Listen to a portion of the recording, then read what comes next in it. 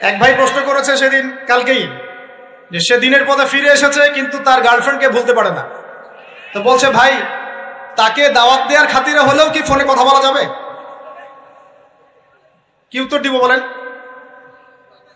আপনি পবিত্র হতে যাচ্ছেন কিনা? পবিত্র হতে যাচ্ছেন, পবিত্র পথে আসতে চাচ্ছেন, তাহলে অপবিত্র পথে আবার কেন ফিরে যাবেন?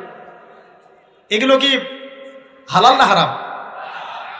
আল্লাহ পাক বলেছেন লা তাকরাবু জিনা, জিনার ধারের কাছেও যেও না, ধারের কাছেও যেও না। দেখেন এই একই কথা আল্লাহ পাক আদম এবং হাওয়া আলাইহিস সালামকে এইরকম শব্দে বলেছিলেন, ওয়ালা তাকরাবা হাযিহি শাজারা, তোমরা এই গাছের ফল খেও না এমন নয়, তোমরা এই গাছের কাছেও যেও না।